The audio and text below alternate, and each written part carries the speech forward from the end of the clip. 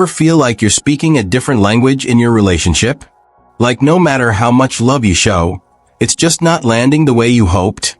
Well, you're not alone.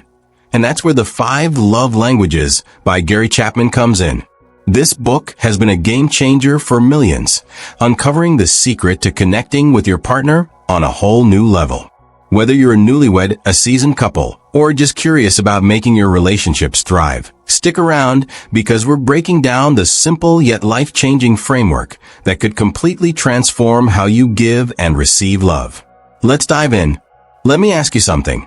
Have you ever wondered why that magical, in-love feeling you had when you first got together seems to fade over time?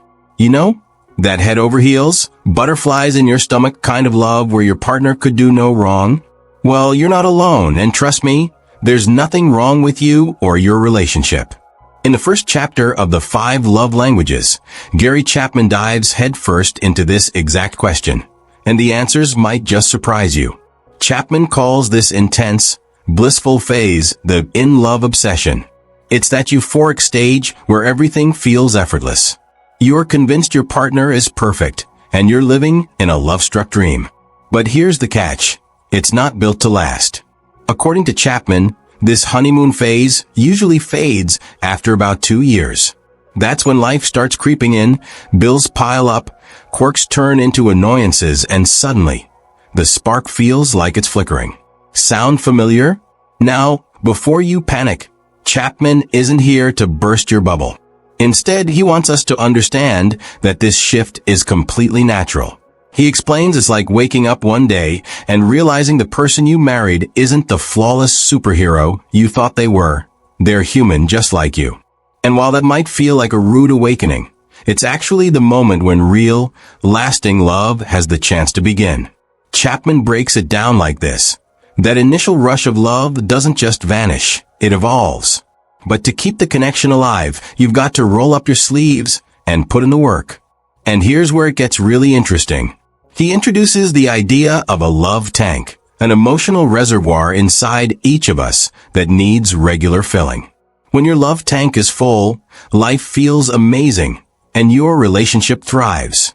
But when it's running on empty, that's when the frustration, loneliness, and disconnect start creeping in. Here's the kicker. Most of us try to fill our partner's love tank in our way, not theirs. And that's where things go sideways. Imagine speaking English to someone who only understands French. It doesn't matter how much you say or how passionately you express it. The message just doesn't land. This is why understanding the 5 love languages is so crucial. In this chapter, Chapman sets the stage for what's to come, showing us that love isn't just a feeling, it's a choice. It's about intentionally learning how to meet your partner's emotional needs in a way that truly resonates with them. And honestly, when you hear the simple truths behind the 5 love languages, you'll realize it's not as complicated as it sounds. So, if you've ever felt like love is slipping through your fingers, don't go anywhere because we're just getting started. This is where everything changes. Let me paint you a picture. Imagine driving a car with an empty gas tank. No matter how reliable or fancy that car is, it's not going anywhere without fuel. Now, think of your relationship the same way. In Chapter 2 of the 5 Love Languages, Gary Chapman introduces us to this powerful idea of the love tank, a metaphorical reservoir inside each of us that holds our capacity to feel loved, valued, and emotionally connected. And just like a car needs gas to keep running, our love tanks need constant filling to keep our relationships moving forward. Here's the thing. When your love tank is full, everything feels amazing. You feel appreciated, secure, and genuinely happy in your relationship. But when it's empty, that's when things start to fall apart. Frustration creeps in, communication breaks down, and suddenly, even the smallest disagreements feel like massive roadblocks. Chapman's big takeaway here is that many of the issues couples face don't come from external problems. They come from the slow, unnoticed depletion of their emotional reserves. Now let's get personal for a moment. Have you ever felt like your partner just doesn't understand you? Maybe you're bending over backward to show them you care, but they don't seem to notice. Or maybe they're doing things they think will make you happy, but it's not quite hitting the mark. Chapman describes this as two people speaking completely different languages, each trying to connect, but missing the message entirely. And honestly, it's not about a lack of love. It's about a lack of understanding how your partner needs to be loved. So, how do you know if your partner's love tank is full or running on empty? Chapman encourages us to look closely at our relationships. Is your partner more irritable than usual? Do they seem distant or disengaged? These can be signs that their emotional needs aren't being met. And before you jump to conclusions, Chapman reminds us that love isn't one size fits all. What makes you feel loved might not work for your partner, and that's where the magic of the love languages comes in. But here's the thing. Keeping your partner's love tank full isn't about grand gestures or expensive gifts. It's about being intentional. Chapman suggests starting with simple but meaningful actions. Ask your partner what makes them feel valued. Pay attention to the little things that light them up. And most importantly, stop assuming love is automatic. Relationships thrive when both people are actively investing in each other's emotional well-being. Chapman shares heartwarming examples from his counseling sessions, like couples who went from feeling miles apart to reconnecting on a deep, meaningful level, all by figuring out what their partner truly needed. He explains that when you learn to speak your partner's language, you're not just filling their love tank, you're creating a ripple effect. Suddenly, kindness, patience, and understanding flow naturally between you. And even those day-to-day challenges become easier to handle together. And here's a thought to leave you with. Chapman doesn't view the love tank as a luxury. It's an absolute necessity. It's the foundation that supports every other aspect of a relationship. So, the next time things feel off in your relationship, ask yourself, is my partner's love tank full? Or is it time for refill? As Chapman leads us into the next chapters, he promises to reveal the 5 unique ways people express and receive love. And trust me, you don't want to miss it. It just might change everything you thought you knew about love. Alright, let's talk about that incredible feeling we all dream of, falling in love. You know, that rush of emotions that makes everything feel magical, as if you found the one person who was meant for you. In Chapter 3 of the 5 Love Languages, Gary Chapman dives deep into this exhilarating phase and reveals why it feels so intoxicating, and why it's not the whole story when it comes to love. Think back to the first time you fell in love. Remember how everything about your partner seemed perfect? Their quirks were adorable, their flaws invisible, and it felt like nothing could ever come between you. Chapman calls this the in-love experience, and let's be real, it's one of the most euphoric feelings in the world. You feel connected, invincible, and convinced you've met your soulmate. But here's where it gets interesting. Chapman explains that this head-over-heels feeling isn't built to last. Why? Because, as Chapman puts it, falling in love is more about emotional obsession than long-term connection. He points out that when we're in this phase, our brains are flooded with feel-good chemicals like dopamine. It's like being on a natural high, making everything about our partner seem flawless. But, and here's the kicker, research shows that this state of emotional euphoria usually lasts no more than 2 years. That's right, 2 years before reality starts to creep in.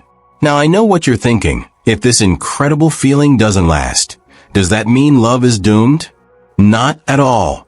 Chapman explains that this shift isn't a bad thing. It's just the next stage of love. When the initial high fades, the real work begins. This is the moment when you start to notice your partner's imperfections, their habits that maybe don't line up with your expectations, and their differences that seemed insignificant before. And for many couples, this realization can be a wake-up call. Here's where Chapman drops some serious wisdom. Falling in love might be easy, but staying in love takes intention. True love isn't about riding the wave of infatuation. It's about choosing to care for and connect with your partner, even when it's not effortless. Chapman shares stories from his counseling practice that really bring this point home. For instance, he talks about couples who started out feeling madly in love, only to find themselves drifting apart when they realized they didn't know how to meet each other's emotional needs. So, what's the solution? Chapman says it starts with a mindset shift. Real love isn't just about what you feel, it's about what you do. It's about learning how your partner experiences love and then making the conscious choice to express it in ways that resonate with them. Think of it like this. The in-love phase is the spark, but understanding your partner's love language is the fuel that keeps the fire burning. And here's a little food for thought. Have you ever wondered why so many relationships struggle after the honeymoon phase? Chapman suggests it's because we expect the in-love feeling to do all the heavy lifting. But when we stop relying on that emotional high and start building love intentionally, something amazing happens. We create a bond that's deeper, more meaningful, and far more enduring. Chapman closes the chapter with a profound insight. Falling in love is a beautiful beginning, but it's not the foundation of a lasting relationship. The true magic happens when you step beyond the fairy tale and commit to learning, growing, and loving each other in ways that truly matter. So, if you've ever felt the spark dimming in your relationship, don't worry. It's not the end. In fact, it might just be the beginning of something even better. And as we move into the next chapters, you'll discover how the 5 love languages can help you keep that connection alive for the long haul. Let's talk about something simple, yet incredibly powerful. Words. Think about the last time someone gave you a heartfelt compliment or told you how much they appreciated you. It probably made your day, right? That's exactly what Gary Chapman dives into in Chapter 4 of the 5 love languages as he introduces the first love language, words of affirmation. If you've ever underestimated the power of a few kind words, this chapter will completely change your perspective. Chapman explains that for people who speak this love language, words aren't just words, they're fuel for their emotional well-being. A simple "I love you," "I'm proud of you," or "thank you for everything you do" can go a long way in making them feel deeply loved and valued. On the flip side, harsh or dismissive comments can feel like emotional daggers, leaving wounds that might take a long time to heal. So, if your partner lights up when you say something kind or encouraging, this might just be their primary love language. Let's start with compliments. Chapman points out that compliments are like little gifts wrapped in sincerity. But here's the catch. They have to be genuine. Think about it. Have you ever received a compliment that felt forced or empty? It probably didn't mean much, right? The same goes for your partner. When giving compliments, focus on being authentic. If your partner looks amazing, say so. If they did something thoughtful, acknowledge it. For example, "You look stunning in that outfit," or "I really appreciate how hard you worked on this," can make someone feel truly seen and appreciated. The key here is effort. It doesn't have to be elaborate, just heartfelt. Next, Chapman talks about encouraging words. And no, this doesn't mean pushing your partner or giving unsolicited advice. It's about lifting them up when they're feeling uncertain or overwhelmed. Imagine your partner is nervous about a big presentation at work. Instead of brushing it off, saying something like, "You've got this," "You're so good at what you do," can give them the boost they need to feel confident. It's about letting them know you believe in them, even when they doubt themselves. Chapman shares stories of couples where one partner struggled with self-doubt, and a simple word of encouragement from their significant other became the turning point. Encouragement requires empathy, putting yourself in their shoes and offering support that resonates with what they need in that moment. It's about being their cheerleader, not their critic. Now let's talk about tone. You've probably heard the phrase, "It's not what you say, but how you say it." And that couldn't be truer when it comes to words of affirmation. Chapman emphasizes that even the most loving words can lose their power if spoken in a harsh or sarcastic tone. Picture this. Your partner comes home after a long day, and you say, "Oh, you finally decided to show up," with a sarcastic smirk. Even if you were trying to be playful, it might sting more than you realize. On the other hand, a warm and gentle tone can make even the simplest phrases, like "I missed you today," feel incredibly meaningful. Chapman encourages us to be especially mindful during disagreements. Instead of letting frustration take over, he suggests choosing kind, humble words to express how you feel. It's not about avoiding tough conversations.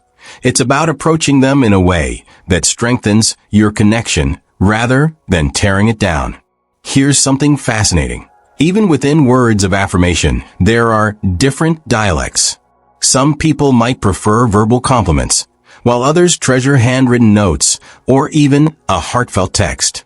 Imagine you take the time to write your partner a sweet letter, but there's someone who feels most loved hearing the words out loud. It's all about learning what resonates with them. Chapman encourages readers to pay attention to their partner's reactions and adapt accordingly. So, how do you put this into practice? Chapman suggests making affirmations a daily habit. Think of it as your way of keeping their emotional love tank full.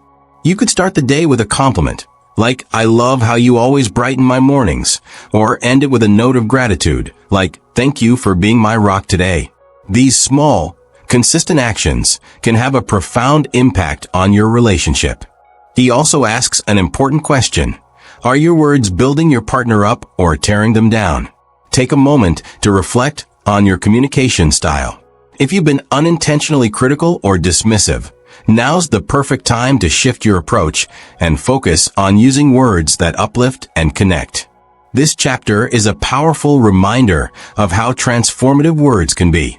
When spoken with love, they have the ability to heal wounds, foster intimacy, and create a sense of security that nothing else can replace. Chapman makes it clear. If your partner's love language is words of affirmation, your words are more than just expressions. They're gifts that show how much you care. So, as you think about your own relationship, ask yourself, are you speaking your partner's love language? Are your words filling their love tank or leaving it running on empty? If you're ready to tap into the incredible power of affirmations, this chapter is your starting point. And trust me, the impact it can have on your relationship is nothing short of amazing. Let's talk about something we all wish we had more of: time. And not just any kind of time, I mean meaningful, intentional time spent with the people we love. In Chapter 5 of the 5 Love Languages, Gary Chapman dives into the second love language: quality time. For those who resonate with this love language, nothing says "I love you" more than undivided attention and shared moments of connection. But here's the thing. Quality time isn't just about being in the same room. It's about being fully present, both physically and emotionally. Imagine this. You're sitting with your partner, but instead of scrolling through your phone or half listening while a show plays in the background, you're truly focused on each other. You're engaged in conversation, sharing laughs, or maybe just enjoying the quiet together. That's what Chapman means by quality time. Moments where the distractions of the outside world fade away and your partner knows they're your priority. Chapman emphasizes that for people who value this love language, feeling truly seen and heard is what fills their emotional love tank. Half-hearted attention, like nodding absent-mindedly while your eyes are glued to your screen, can actually do more harm than good. It sends a message that they're not important enough for your full focus, and over time, that can create distance in your relationship. One of the cornerstones of quality time is quality conversation. And no, we're not talking about surface-level chats about schedules or what's for dinner. Quality conversation means digging deeper, sharing thoughts, emotions, dreams, and even fears. It's about creating a safe space where both partners can open up and feel understood. Here's a question for you. When was the last time you really listened to your partner? Like, truly listened, not just waiting for your turn to speak? Chapman encourages us to practice active listening, which means putting away distractions, making eye contact, and responding thoughtfully. It's not just about hearing words. It's about connecting with the feelings behind them. For example, instead of brushing off a comment like, "I had a tough day," ask follow-up questions. What happened? Or, how did that make you feel? This shows that you're genuinely interested in their inner world. And don't forget to share your own feelings, too. Vulnerability is a two-way street. Chapman suggests moving beyond generic responses like, "My day was fine," and instead saying something like, "I felt overwhelmed at work today, but I was really proud of how I handled it." This kind of openness invites intimacy and strengthens your bond. But quality time isn't just about talking, it's also about doing. Chapman explains that shared activities are another way to express love in this language. The activity itself doesn't have to be grand or expensive. It could be as simple as cooking dinner together, going for a walk, or even binge-watching your favorite show. What matters is the sense of togetherness it creates. Here's the fun part. Even if the activity isn't something you'd normally enjoy, joining your partner in what they love can speak volumes. For example, if your partner's into gardening, spending an afternoon helping them plant flowers can mean the world to them, even if you've never touched a shovel in your life. The act of showing up and sharing their interests sends a powerful message. You're important to me. Now let's address the elephant in the room. Finding time. Between work, kids, and the endless to-do lists that come with modern life, carving out quality time can feel almost impossible. But Chapman argues that it's not about having more time. It's about making the time you have count. Start by identifying your time wasters. Maybe it's scrolling on social media, binge-watching TV, or working late when it's not absolutely necessary. What would happen if you redirected just 30 minutes of that time each day to your relationship? You could have a coffee together in the morning, plan a date night, or even just sit and talk about your day. These small moments add up and can make a huge difference. Chapman also encourages couples to get intentional about planning uninterrupted time together. Schedule it like you would any other important commitment. It might sound rigid, but prioritizing your relationship this way ensures it doesn't get lost in the shuffle of daily life. Here's something you might not have considered. Even within the love language of quality time, there are different dialects. For some people, quiet togetherness, like sitting side by side while reading, might feel deeply satisfying. For others, it's all about active engagement, like going on an adventure, learning a new hobby together, or dancing in the living room. The key is to figure out what resonates most with your partner and lean into that. So, how do you find out? Start by asking questions. What does quality time look like to them? What moments make them feel most connected to you? The answers might surprise you and give you a whole new way to approach your relationship. As Chapman wraps up this chapter, he asks an important question. Are you truly investing in your partner's love language? If quality time is their primary way of feeling loved, are you giving them the attention and connection they crave? Remember, quality time isn't about the amount of time you spend together. It's about the quality of that time. It's about putting aside distractions, focusing on each other, and creating moments that make your partner feel cherished and valued. Chapman assures us that this effort is well worth it. The more intentional you are with your time, the deeper your connection will grow. So, as you think about your own relationship, ask yourself, are you giving the gift of your undivided attention? Are you making time for meaningful moments that say, you matter to me? If the answer is no, now's the perfect time to start. After all, in the end, the greatest gift you can give someone isn't something you buy. It's your time, your presence, and your love. Let's talk about gifts, because who doesn't love receiving a thoughtful surprise? But here's the thing. For some people, gifts are more than just a nice gesture. They're the ultimate expression of love. In Chapter 6 of the 5 Love Languages, Gary Chapman takes us into the world of the third love language, receiving gifts. And no, it's not about materialism or expensive presents. It's about what those gifts represent: love, thoughtfulness, and a deep connection. Think about this. When someone gives you a gift, what's the first thing you notice? Is it the price tag or the thought behind it? Chapman makes it clear that for people who value this love language, it's the latter. A gift isn't just an object. It's a symbol, a physical reminder that someone was thinking about you and wanted to make you feel special. It could be as simple as a single flower picked from a garden or as elaborate as a surprise weekend getaway. What matters most is the love and effort behind it. Chapman reminds us that giving gifts is a universal practice, deeply rooted in human history and culture. From wedding rings to holiday presents, gifts have always been a way to express affection and celebrate relationships. For someone whose primary love language is receiving gifts, these tokens carry an emotional weight far beyond their physical form. Let's get one thing straight. This love language isn't about flashy, expensive things. Chapman emphasizes that it's not the cost of the gift that matters. It's the thoughtfulness. In fact, some of the most cherished gifts are the ones that are simple but meaningful. Think of a handmade card, a souvenir from a special trip, or even a pebble picked up on a walk together. These little things might seem insignificant to some, but to someone who speaks this love language, they're treasures. Imagine your partner bringing home your favorite snack after a long day, or gifting you a keychain from a trip because it reminded them of you. These gestures might not seem like much, but they're powerful reminders that you're loved and thought of. Now, here's something you might not have considered. Gifts don't always have to be tangible. Chapman highlights the incredible value of presence as a gift. Picture this. Your partner shows up to support you during a difficult time, like attending a family funeral or being there when you're feeling low.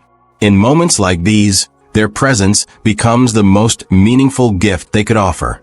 It says, "I'm here for you no matter what." And for many, that kind of love is priceless. So, how do you give meaningful gifts? It starts with paying attention. What does your partner love? What makes their eyes light up? Chapman suggests listening closely during conversations or noticing what excites them. Maybe they've mentioned wanting to try a new restaurant, or maybe they've been eyeing a certain book or gadget. These little clues are gold when it comes to selecting gifts that truly resonate. Here's a practical tip. Keep a running list of ideas. Anytime your partner mentions something they like or shows interest in something, jot it down. This way, you'll always have inspiration when it's time to surprise them.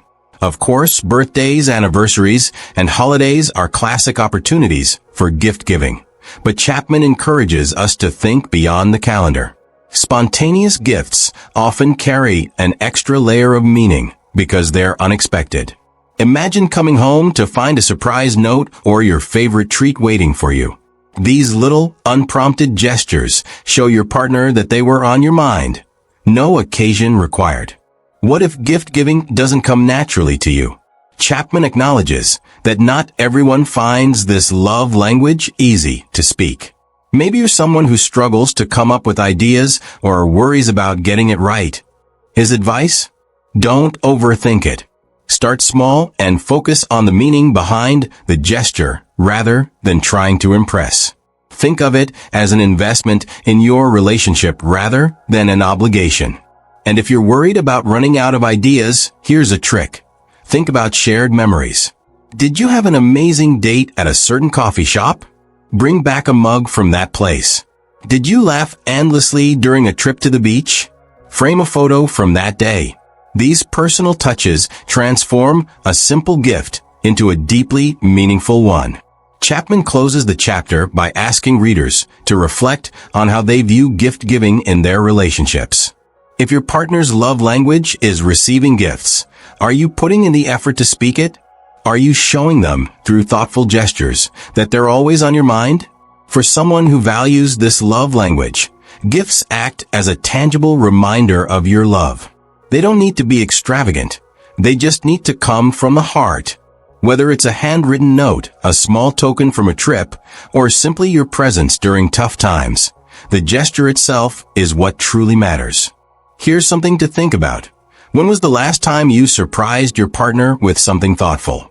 Not because it was their birthday or a holiday, but just because? If it's been a while, now's the perfect time to start. And remember, it's not about how much you spend. It's about how much love you put into the gesture. A small gift given with great care can mean more than the grandest gesture without thought. So, if receiving gifts is your partner's love language, take it as an opportunity to get creative and show your love in ways that leave a lasting impression. A gift, no matter how small, can speak volumes, because it says, "I was thinking about you," and isn't that what love is all about? Let's talk about something simple, yet incredibly powerful: action. Not just words, gifts, or grand gestures, but the kind of action that shows someone, I see you, I care about you, and I want to make your life a little easier. That's exactly what Gary Chapman explores in Chapter 7 of the 5 Love Languages, Acts of Service. For people who speak this love language, nothing communicates love more clearly than seeing their partner step up to help, without being asked, to lighten their load. It's love expressed not through what you say, but through what you do. Think about it. When was the last time someone did something for you that instantly made you feel appreciated? Maybe they helped with the dishes after a long day, fixed something you've been putting off, or even made you a cup of coffee just the way you like it. For people whose love language is acts of service, these small gestures aren't just helpful. They're a deeply meaningful way of saying, I care about you. Chapman breaks it down like this. Acts of service are about effort, energy, and intentionality. It's not just doing chores or errands. It's about recognizing what your partner needs and taking steps to meet those needs. This could be as simple as taking the dog for a walk so they can relax, or as elaborate as planning a special day to help them de-stress. Whatever the act, the message is clear. I'm here for you. Here's something important to remember. It's not just about what you do, but how you do it. Chapman explains that the attitude behind the act matters just as much as the act itself. Imagine this. You're folding laundry for your partner, but you're sighing loudly and rolling your eyes the whole time. Even though you're helping, the negativity sends the opposite message. Compare that to someone cheerfully tidying up, saying, I just wanted to make things easier for you. The difference? One feels like an obligation, while the other feels like love. Chapman shares a heartwarming example from his counseling practice about a husband who decided, on a whim, to vacuum the floors. His wife was so touched she broke down in tears, not because she was obsessed with spotless carpets, but because that simple act communicated his care and thoughtfulness. It showed that he understood how much effort she put into maintaining their home and that he wanted to share the load. But here's the catch. Not every act of service will have the same impact. Chapman encourages us to dig deeper and learn which actions matter most to our partner. What's on their mental to-do list that's stressing them out? What tasks make them feel supported when someone else takes the reins? Maybe it's cooking dinner, folding the laundry, or taking care of the kids so they can unwind. Whatever it is, identifying these specific needs ensures your efforts land exactly where they're needed. Chapman adds a playful warning here. Don't speak the wrong dialect. Imagine spending hours washing and waxing the car, thinking you're doing something meaningful, only to find out your partner really needed help organizing the garage or prepping dinner. It's not about what you think is helpful. It's about what they truly need. One of the most refreshing parts of this chapter is how Chapman challenges outdated stereotypes. Let's be honest. Society has long placed certain tasks into his and hers categories, like cleaning or cooking being women's work or fixing things being men's work. But in a loving partnership, Chapman reminds us, those boundaries don't matter. What matters is stepping up and doing what will bring your partner peace and joy, regardless of societal expectations. Love doesn't care about gender roles. It cares about connection. Now, let's address a common roadblock. What if acts of service don't come naturally to you? Maybe you hate doing dishes, or you grew up thinking that serving others made you seem subservient. Chapman encourages us to reframe these acts. Instead of seeing them as chores, think of them as opportunities to show love in a way that really resonates with your partner. It's not about losing yourself or sacrificing your dignity. It's about giving a little piece of yourself to make their life better. And honestly, doing something outside your comfort zone to serve your partner speaks volumes about your commitment to the relationship. It's not always easy, but that's what makes it so meaningful. Here's one of the most important lessons from this chapter. Acts of service must come from a place of choice. Love can't be forced or demanded. If your partner insists on you doing something, it doesn't feel like love, it feels like obligation. But when you choose to serve out of genuine care and affection, that's when it becomes a powerful expression of love. Chapman sums it up perfectly. Love is always freely given. It cannot be demanded. Chapman ends the chapter with a thought-provoking challenge. Take a moment to reflect on your relationship. If your partner's love language is acts of service, are you stepping up to help? Are you finding ways to ease their burdens and show them, through your actions, that you care? Small, everyday gestures can have a transformative impact on your connection. Think about this. When was the last time you took something off your partner's plate just because? When did you last surprise them by completing a task they've been dreading? If it's been a while, now's the perfect time to start. Here's the beauty of acts of service. It's not about grand gestures or checking items off a to-do list. It's about making your partner's life a little bit better, one thoughtful action at a time. Whether it's brewing their morning coffee, helping with the kids, or simply saying, "Don't worry, I've got this," your actions can speak volumes. So, the next time you're looking for a way to show love, ask yourself, what can I do to make their day a little easier? And remember, it's not about perfection, it's about intention. Love, after all, is best expressed in the little things we do every day to say, "I care about you." And for someone who speaks this love language, those little things are everything. Let's talk about a love language that's as old as humanity itself, physical touch. It's something so simple, yet so deeply meaningful for those who speak this love language. In Chapter 8 of the 5 Love Languages, Gary Chapman unpacks the profound power of touch, not just as a gesture, but as a lifeline for emotional connection. For people who value this love language, physical affection is far more than a nice-to-have. It's their primary way of feeling loved, secure, and understood. Think about it. From the moment we're born, physical touch plays a critical role in how we experience the world. A newborn feels comforted by a parent's gentle embrace. A friend might offer a reassuring pat on the back during a tough time. And in romantic relationships, holding hands, hugging, or cuddling can feel like saying, "I love you," without uttering a single word. Chapman explains that for those whose love language is physical touch, these moments aren't just comforting, they're essential. Touch communicates what words sometimes can't. A hug after a hard day can say, "I've got you." A playful nudge can say, "I'm here with you." These gestures fill the emotional love tank of someone who thrives on tactile connection, reminding them they're loved in the most tangible way possible. Here's the thing about this love language. It's not a one-size-fits-all deal.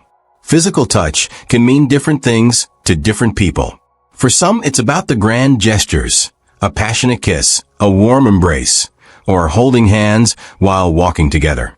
For others, it's about the small everyday touches, a gentle squeeze of the hand, a light touch on the shoulder, or even sitting close on the couch while watching TV. Chapman emphasizes that these moments don't have to be dramatic or over the top. Sometimes it's the subtle touches, the ones that feel almost second nature, that have the greatest impact. Think about brushing past your partner in the kitchen and giving them a quick hug, or placing your hand on theirs during a conversation. These simple acts can make someone who values physical touch feel incredibly loved and grounded. When we think of physical touch in romantic relationships, it's easy to go straight to sexual intimacy. And while that's certainly a part of it, Chapman makes it clear that this love language goes far beyond the bedroom. In fact, non-sexual touch is just as, if not more important. Imagine your partner comes home after a rough day at work. A kiss on the forehead or a reassuring hug can speak volumes, even without words. These small, consistent gestures create a sense of emotional safety, letting your partner know they're not alone. For someone whose love language is physical touch, these moments of connection can mean the difference between feeling deeply loved or completely overlooked. Here's something to consider. For someone who speaks this love language, a lack of touch can feel like a lack of love. Chapman explains that when physical affection is absent, these individuals might feel isolated, rejected, or emotionally distant from their partner. It's not about being clingy or needy. It's about how they experience connection. Without touch, their emotional love tank runs empty. Chapman also notes that the absence of touch during difficult moments can feel especially painful. Imagine being upset and craving a comforting hug, but instead receiving only words. For someone who values physical touch, this lack of tactile connection can deepen feelings of loneliness or hurt. As with all the love languages, physical touch isn't a one-size-fits-all scenario.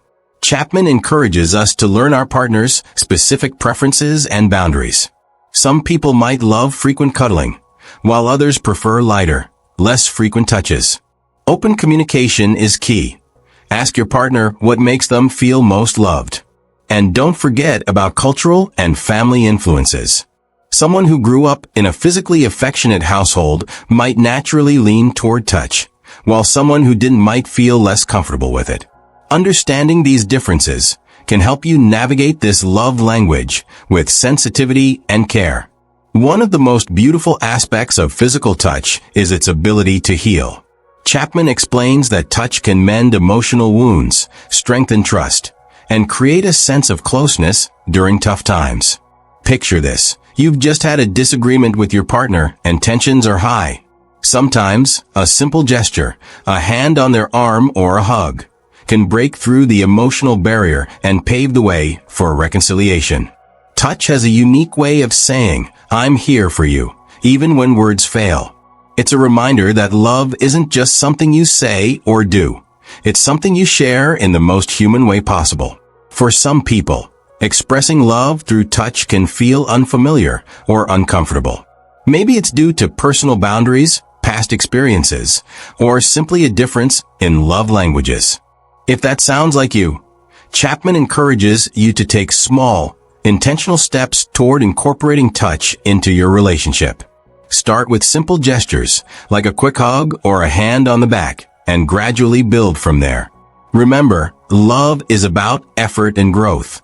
Even if physical touch doesn't come naturally to you, the willingness to step out of your comfort zone for your partner can make all the difference. Chapman wraps up this chapter with a powerful reminder. Physical touch is an incredibly intimate love language, and for those who speak it, it's a direct line to their heart. Whether it's a warm embrace, a tender kiss, or just sitting close together, these gestures say, "You matter to me in a way that words or gifts never could." So, if your partner's love language is physical touch, ask yourself, are you showing them love in the way they need it most? Are you creating moments of connection that remind them they're cherished? Remember, it's not about grand gestures. It's about being present, being intentional, and letting your touch speak the words your heart feels. Because for someone who values physical touch, those moments of connection aren't just nice, they're everything. Alright, let's get personal. We've explored all 5 love languages: words of affirmation, quality time, receiving gifts, acts of service, and physical touch. But now comes the real challenge: discovering which one speaks most deeply to you and your partner. That's the focus of Chapter 9 in Gary Chapman's The 5 Love Languages. It's about figuring out what truly fills your emotional love tank and learning how to keep your partner's love tank full as well. Because here's the thing, you can't fully connect with someone unless you're both speaking the same emotional language. Let's revisit Chapman's metaphor of the emotional love tank. Imagine your love tank as a car's fuel gauge. If it's running low, you'll feel disconnected, frustrated, or even unloved. But when it's full, life feels easier, your relationship feels stronger, and your emotional needs are met. The tricky part? Each person has a specific fuel that keeps their love tank full, what Chapman calls their primary love language. Now here's where things often go sideways. Most people tend to express love in the way they prefer to receive it. For example, if you value words of affirmation, you might shower your partner with compliments, thinking you're doing everything right. But if their love language is quality time, your kind words might not land as powerfully as spending an afternoon together, free of distractions. The result? 2 people who genuinely care about each other, but still feel unfulfilled. Sound familiar? How to discover your love language. So, how do you figure out what your love language is? Chapman offers 3 insightful questions to help you get to the bottom of it. 1. What makes you feel most loved? Think back to the times when you felt truly cherished by your partner. Was it when they said something deeply meaningful? When they spent uninterrupted time with you? Or maybe when they surprised you with a thoughtful gesture? Those moments are clues to your primary love language. 2. What do you often ask for in your relationship? Pay attention to the things you frequently request. Do you find yourself longing for more compliments, more physical affection, or more help around the house? Your repeated requests are often a reflection of your emotional needs. 3. How do you naturally express love? Sometimes, the way you show love to others is a mirror of how you'd like to receive it. For example, if you're always planning thoughtful surprises or writing heartfelt notes, words of affirmation or receiving gifts might be your love language. Still unsure? Chapman suggests reflecting on your emotional reactions. What makes you feel especially warm and connected to your partner? Conversely, what leaves you feeling hurt or neglected? If a lack of physical affection stings the most, physical touch could be your primary love language. Identifying your partner's love language is just as important as understanding your own.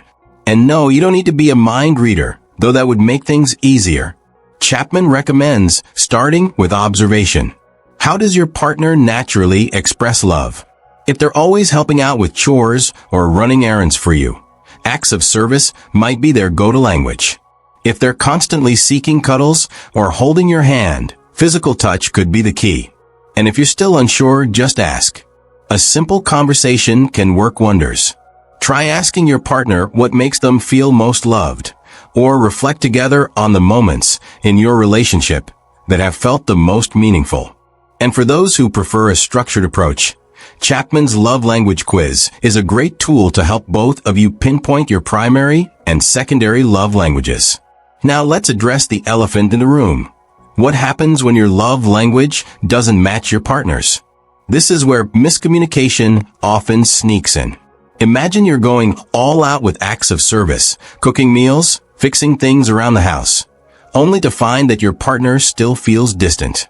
Meanwhile, they're craving physical touch or quality time, and your efforts, while well-intentioned, aren't hitting the mark. Chapman emphasizes that this disconnect is common but completely fixable. The key is awareness and a willingness to adapt. Once you know each other's love languages, you can redirect your energy into actions that truly resonate. It might take some effort, but the payoff is a relationship where both partners feel deeply understood and valued. Let's be honest. Learning to speak your partner's love language might not always feel natural at first. If your partner's primary love language is physical touch, and you're not naturally touchy-feely, initiating hugs or holding hands might feel a bit awkward. But Chapman encourages us to push past that discomfort. Love isn't about doing what's easiest for you. It's about choosing to meet your partner's needs in a way that feels meaningful to them. And don't forget about secondary love languages. While one language usually stands out, most people have a secondary love language that also plays a role in their emotional connection. For instance, someone whose primary language is acts of service might also appreciate occasional words of affirmation. Understanding these nuances can help you create a more balanced and fulfilling relationship. Here's the reality. Figuring out love languages and adjusting your approach doesn't happen overnight. It's a process of trial and error, observation, and communication. Chapman encourages couples to experiment with different ways of expressing love and to check in regularly about what's working and what's not. Be patient with your partner and with yourself. The effort you put in now will pay off in the long run. Ultimately, this chapter is a call to action. It's not enough to understand the concept of love languages. You need to actively apply it in your relationship. Identifying and speaking each other's love language is one of the most powerful ways to ensure that both you and your partner feel loved, valued, and emotionally secure. It's about making the choice every day to connect in ways that truly matter. So, let me ask you this. Do you know your love language? More importantly, do you know your partner's? If the answer is no, Take this as your chance to start exploring. Because once you discover the love languages that resonate most deeply, you'll have the tools to transform your relationship. And that's a journey worth taking. Let's get real for a moment. What does love mean to you? Is it that electric, heart-racing feeling when you first fall for someone? Or is it something deeper, something that endures long after the initial spark fades? In Chapter 10 of the 5 Love Languages, Gary Chapman gets to the heart of what love truly is. He tells us something that might surprise you.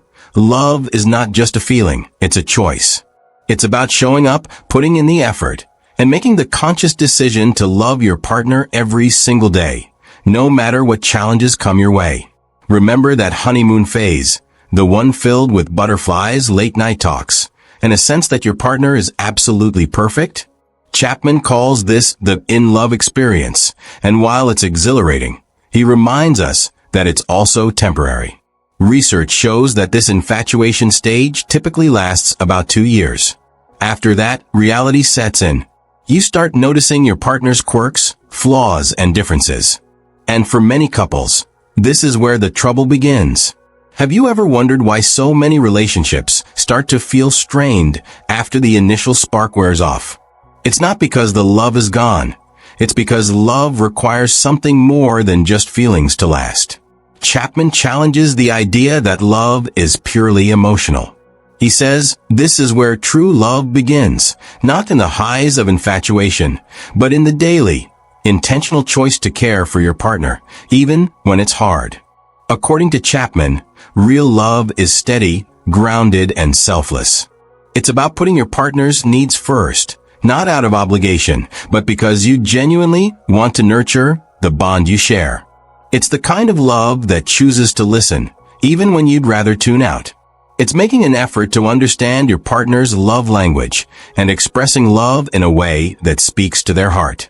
Think of it like this.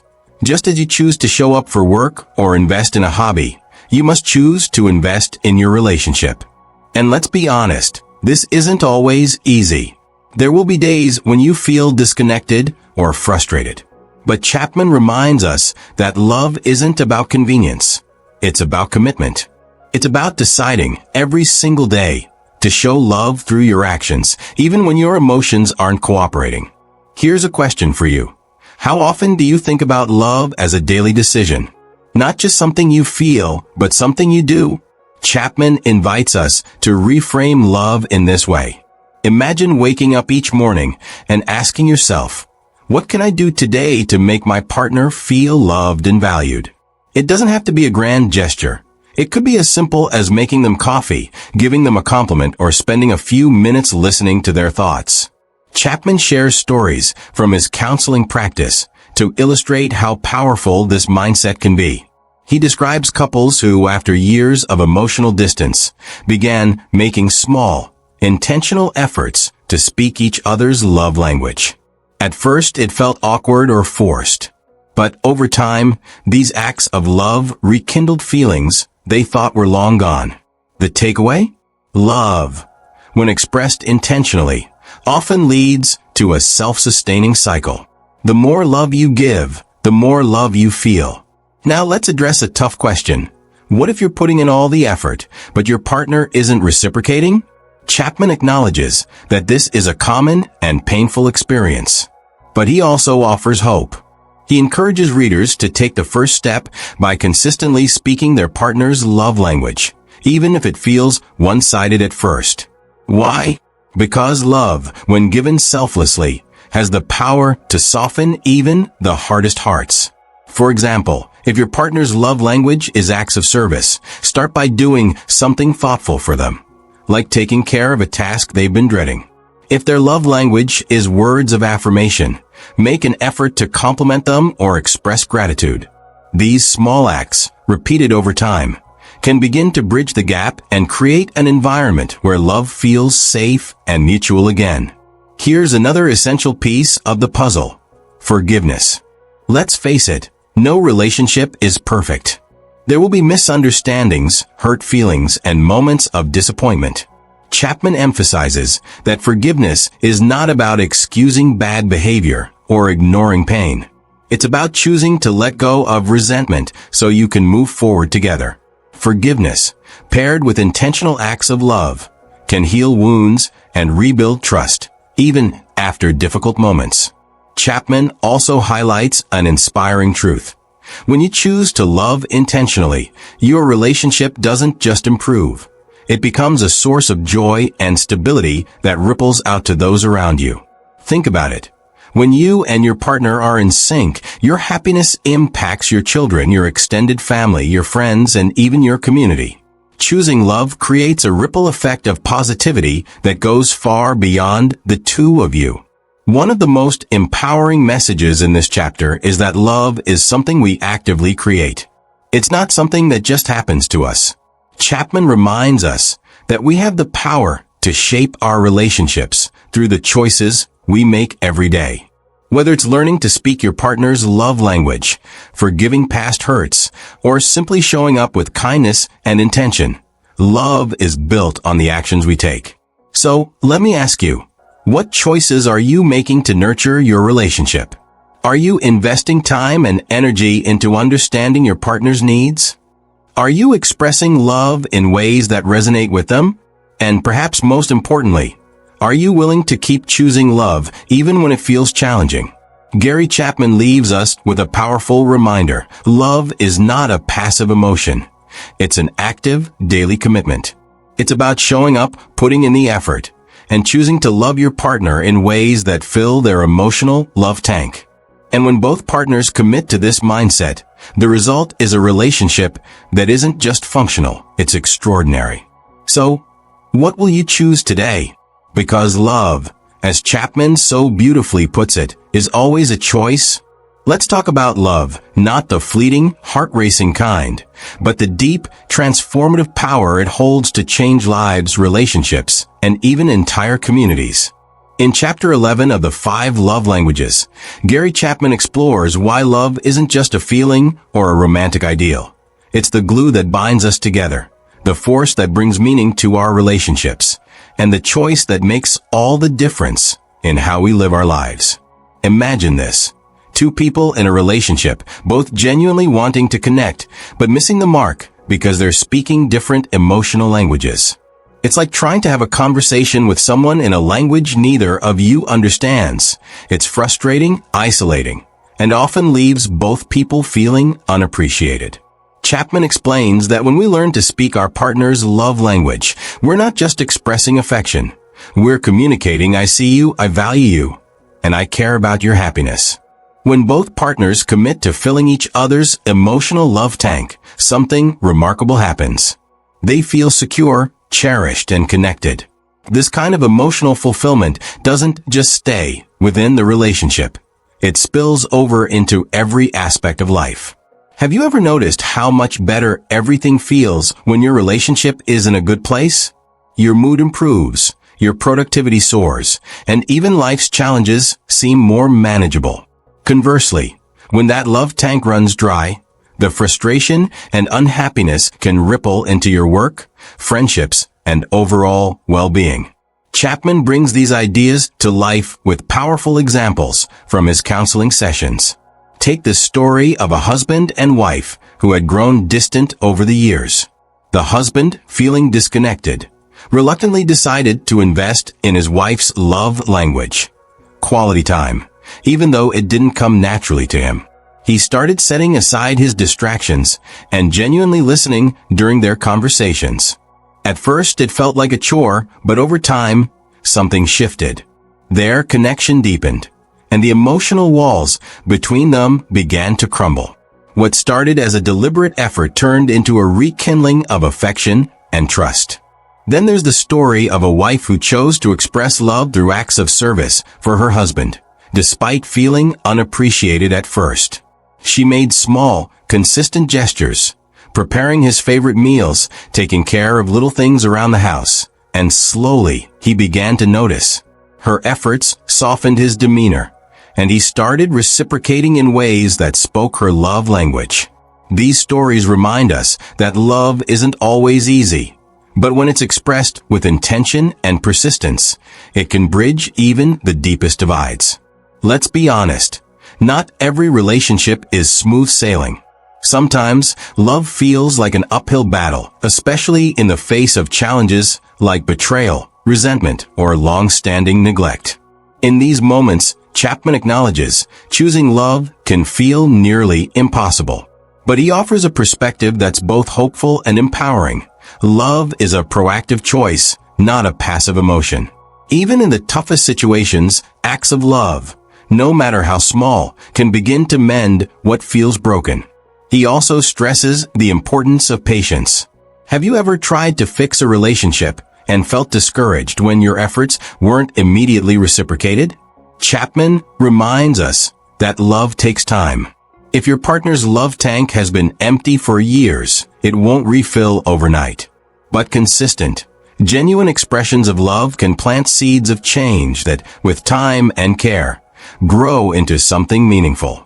One of the most beautiful insights in this chapter is how the principles of the 5 love languages extend far beyond romantic relationships. Imagine a world where we all took the time to understand the emotional needs of the people around us, our children, friends, coworkers, and even strangers. Chapman gives an example of a child whose primary love language is words of affirmation.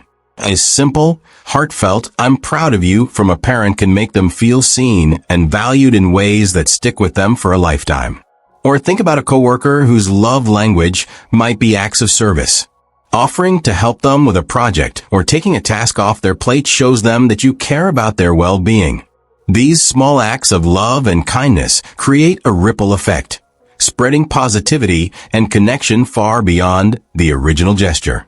Chapman challenges us to see love as more than just something we reserve for our closest relationships. It's a way of life that can enrich every interaction we have. Here's something profound. As you practice love intentionally, you also grow as a person. Chapman reflects on how choosing to love others cultivates qualities like patience, empathy, and humility. When you prioritize someone else's needs, you learn to step outside of your own perspective and see the world through their eyes. This not only strengthens your relationships, but also deepens your understanding of yourself. Have you ever noticed how good it feels to make someone else smile? That's because love, when given selflessly, has a way of reflecting back onto us. It reminds us of our capacity for kindness and connection, helping us to become more compassionate and resilient in the process. As the chapter draws to a close, Chapman delivers a powerful message. Love has the ability to transform. It can heal wounds, restore trust, and create a foundation for joy and security in our relationships. But love isn't something that just happens. It's something we create through our actions and choices every single day. So let me ask you, how are you choosing to show love in your life? Are you taking the time to learn the love languages of those closest to you?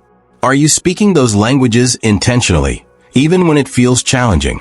And perhaps most importantly, are you letting love shape not just your relationships, but your entire outlook on life?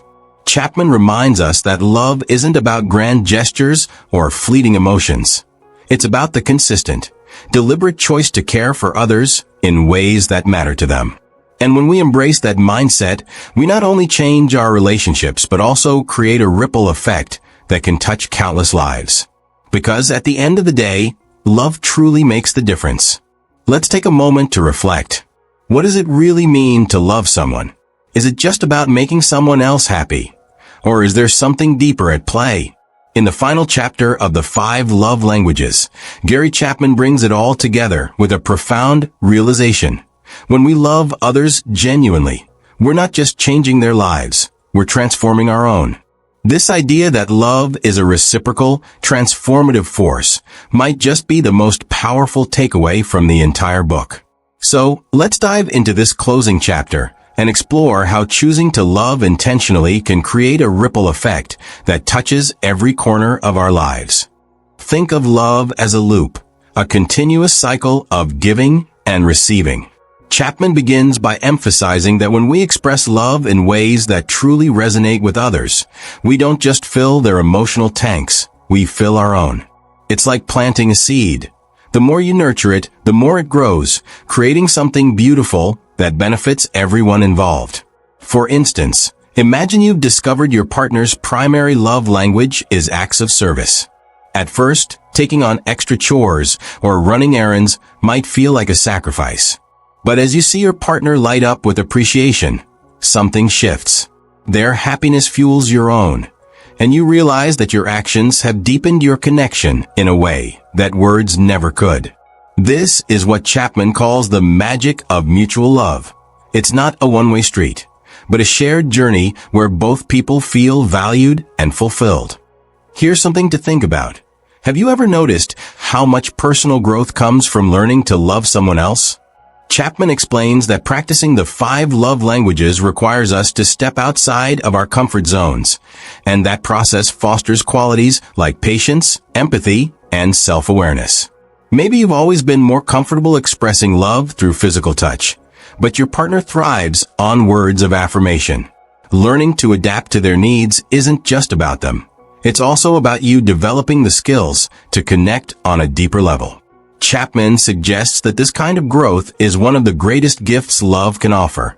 By focusing on the needs of others, we unlock a better version of ourselves, someone who's more understanding, compassionate, and in tune with the people around us. Now, let's take this idea a step further. Love doesn't just impact the person standing in front of you. It radiates outward, affecting everyone in its path. Chapman describes this as love's ripple effect, and he encourages us to think beyond romantic relationships. How can you use the principles of the 5 love languages in other areas of your life? For example, consider your children. A child whose love language is quality time will thrive when you set aside distractions and give them your undivided attention. Or think about a coworker whose love language might be acts of service. Offering to help with a project could make their day and strengthen your professional bond. Even small gestures, like offering words of encouragement to a friend or giving a thoughtful gift to a neighbor, can create moments of connection that ripple out into the world. Chapman shares a story of a family who began using the 5 love languages with their children. By identifying each child's unique love language and making an intentional effort to speak it, the parents saw remarkable changes. Their kids felt more secure, more loved, and more willing to open up. It's a reminder that love isn't limited to one type of relationship. It's a universal language that can transform any connection. Here's a surprising twist. When we love others selflessly, we also nourish ourselves. Chapman explains that there's a kind of joy and fulfillment that comes from prioritizing someone else's happiness. It's not about neglecting your own needs or being a martyr. It's about finding purpose and meaning in the act of giving. But Chapman also reminds us of the importance of balance. While loving others can bring immense joy, it's equally important to ensure that your own emotional needs are being met. That's why communicating your own love language is so vital. When both partners take the time to express their needs and meet each other halfway, love becomes a partnership where both people thrive. Let's face it, loving intentionally isn't always easy. There will be moments when it feels inconvenient, uncomfortable, or even risky, especially in relationships that have experienced hurt or neglect. Chapman acknowledges this and challenges readers to have the courage to love anyway. Why? Because love is worth the effort. Choosing to love, even when it's hard, is what sets the foundation for healing, growth, and long-term connection. He shares a powerful truth. Love isn't a feeling that just happens to us.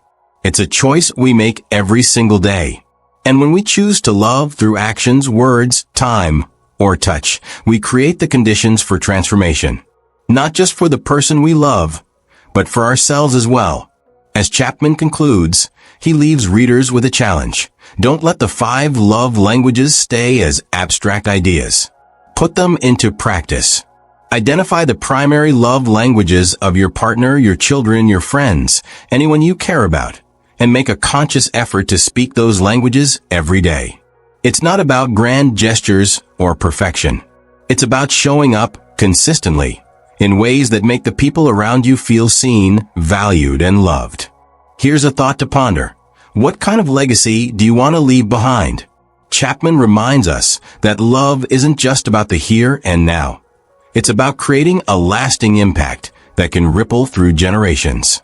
Acts of love, no matter how small, have the power to shape families, strengthen communities, and inspire others to do the same. When we choose to love intentionally, we're not just building stronger relationships, we're building a better world. So let me ask you, how are you choosing to love today? Are you speaking the love languages of those closest to you? Are you letting love guide your interactions, not just with your partner, but with everyone you encounter? And perhaps most importantly, are you allowing love to transform you into the best version of yourself? Gary Chapman closes the book with a simple yet profound truth. Love is a choice. And when we choose to love intentionally, we unlock the greatest potential within ourselves and those around us. In loving others, we discover the essence of life itself. So, what will you choose today? Because the love you give has the power to change everything. And there you have it, the transformative power of love, not just as a fleeting feeling, but as a choice we make every single day. Whether it's learning to speak your partner's love language, deepening your connection with family, or creating ripples of kindness in the world around you, love truly is the essence of life. But here's the thing, this is just the beginning. Understanding the 5 love languages isn't just about relationships. It's about unlocking a deeper, more meaningful way of living. So, if this resonated with you, don't stop here. Hit that subscribe button and turn on the notifications, because we're just getting started on this journey of growth, connection, and transformation. Leave a comment below. What's your love language? And how are you planning to use it to strengthen your relationships? I'd love to hear your thoughts.